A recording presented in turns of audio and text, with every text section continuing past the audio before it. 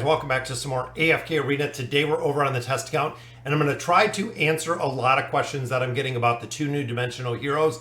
Now, first of all, with the exchange. So the exchange, you can exchange for both heroes.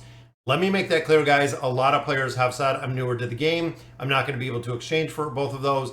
Even players that have been playing AFK Arena have said, I will not have an opportunity to exchange for them because I will not have enough resources. Now, through the next 49 days over on the test server, I know it is a little bit longer on the global server, AFK Arena, Lilith Games has said, we will give you enough resources through regular gameplay to go ahead and get both heroes, which means you just have to be playing on a regular basis, really pushing the envelope, guys, trying to get some more guild coins, trying to ensuring you're doing your labyrinth, that you're pushing the challenger store.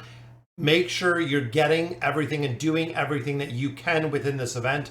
A lot of times during the redemption period or during the exchange period, we will have additional events that will allow us to get additional loot on different modes within the next, again, probably 2 months. You'll have the opportunity to get additional loot out of different events. We've seen it before. We've seen it pretty much every time. Again, ensuring that you get enough loot. Now, one thing you'll notice, guys, is most of these are capped when it comes to the hero coins, when it comes to the guild coins, when it comes to the challenger coins. The big caveat to this one, guys, is the arcane labyrinth tokens. The labyrinth tokens can almost be, what, like 80% or 90% of the redemption in here. If you're looking and building out a hero, again, this one is much higher. Before, when we actually started this equated, this actually only added up to the 60 coins that you had, so you had to use specific coins. Now you can actually get a lot more of your labyrinth tokens, which means that when the redemption comes, so let's say right now it is 49 days later, you can redeem for Rem or you can redeem for Emeilia, vice versa. Once you redeem for the hero, you still do have 7 days, which is usually 3 more iterations of running the arcane labyrinth.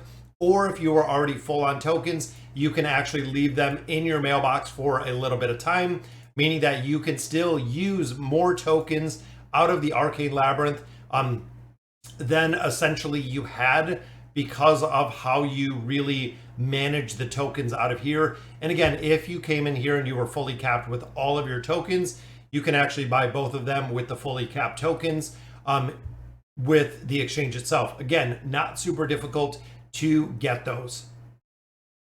All right, so hopping over to our other account. Now, the second question that I get all the time is, who should I get? If I am only getting one hero, who should I get? Now, ultimately, when it came to Geralt and Yennefer, I built up both of them. You can see right here, we have our plus 30 signature item on both of them. We do have the furniture, we have the engraving on there. Overall, Yennefer, I am using a lot in game modes. I'm using in Treasure Scramble, where Geralt, short of the Temple Rift, which now, since they've changed the Temple Rift, that we do not have the class specifics, Geralt will not be used at all. I'm actually not going to use him for this Temple Rift cycle, because again, it seems like there's no reason to. But out of those two, then we take a look at Rem, and we also take a look here at Emeilia. Overall, fundamentally, they are two different heroes, like what we've seen with Geralt being a warrior and a mage. And even here, what do we have? Warrior mage again. So the exact same kind of lineup. But overall, guys, in the way that I see it, if you could only get one, as much as I like Rem, crowd control usually wins when it comes to campaign formations, when it comes to a lot of the PvP aspect. Now, Emeilia does come with the instant crowd control. Again, kind of going back and forth, and we'll run through some of the pros and cons with some of these heroes. Big thing with her, guys, is the crowd control aspect. When you look at the plus 30 signature item, when allied heroes attack frozen enemies, which we know right off the bat, we are going to have frozen enemies, allied heroes will recover energy, meaning they're going to ult much faster because of the frozen enemies. Plus 30 in here, really, really big. Then you couple on the furniture. The furniture is what really gives her the ability to ult, because this will actually slow down faster, and then this will actually increase faster. So 9 of 9 furniture absolutely going to be required on this hero to get her to ult a second time. Again, if you're going the duration of the battle, to be able to actually ult a second time is going to be huge, because if you can get her to do that, the crowd control, of course, comes back. And then looking here at the plus 30 and the plus 60, this gives the attack rating, which is pretty good, or this heal, but we're looking for the energy. That is really the big thing, guys. Allied heroes in the zone also gain haste, and now allied heroes outside of the zone will receive half of the effect. So that's right, guys, 20 energy, and then of course the 15 haste. Huge, guys. Haste is huge within AFK Arena. Still one of the absolute best stats that we get in there. So again, this is going to be pretty big. Now overall, this one, I don't really like the 60 on this one, just because it is very situational with her dying. That's really one of the big things. I don't see her being strong enough like a Matria that is going to come back to life and actually wipe and kill everybody in the team.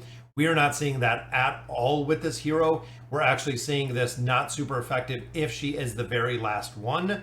If the entire team is up, you could probably make it work in a cheese, maybe in a one-off niche situation. But overall, guys, the 60 is not really huge where the 30 is. This is really, really big, guys, because of the buffs that you're going to provide for the entire team, making her really a pretty big priority hero.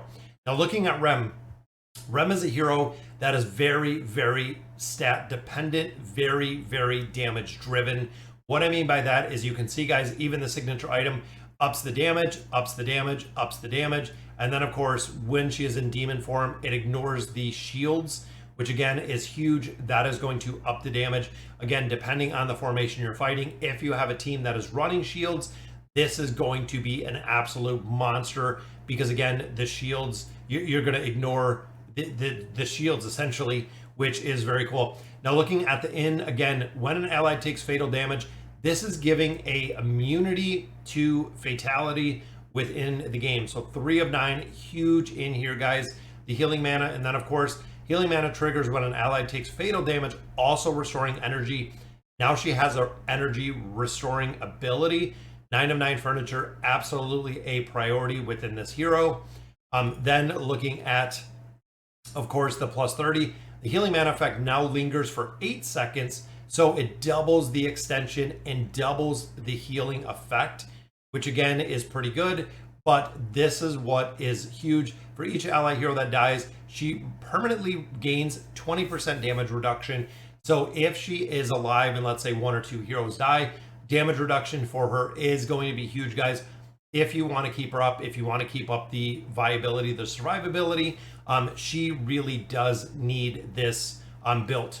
Now, which hero should you pick? That is the tough question right now, because if you're looking to pick up one, there's a couple different ways. Again, this is the question I get a lot. There are a couple different ways that you can kind of view this. Number one being with Rem being a damage dealer, we have a lot of damage dealing heroes, including the Awakened heroes, and we're going to be getting more Awakened heroes. I absolutely love as a damage dealer, but she also does have the cheat death. She also does have the energy. But as far as a, very unique, she is still a damage dealer. She is still the warrior class. I love her skills and abilities, but in my opinion, Emeilia is very unique. Personally, I love Rem. I love the build. I like Emelia's unique ability, but again, it's only going to be in certain situations where this is super effective. We've used her in campaign formations.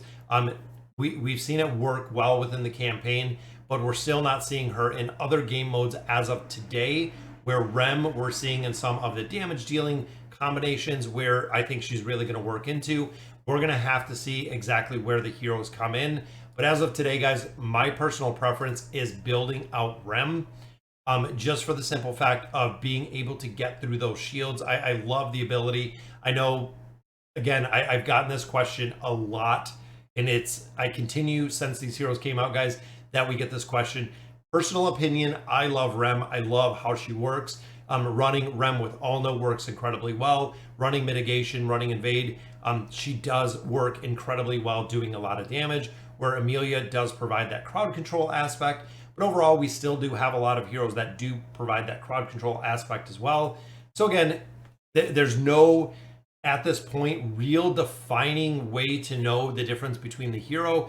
It's going to take a little bit of utility. It's going to take some time. My opinion If you're free to play, guys, get both of the heroes for free. Truly go and get both of the heroes for free. Save every single part of your resources. Do not spend any resources. Get both of them for free. When it comes to purchasing a hero, I would pick up Rem first. Again, I know especially early game, guys, Rem is crushing, absolutely just crushing early game.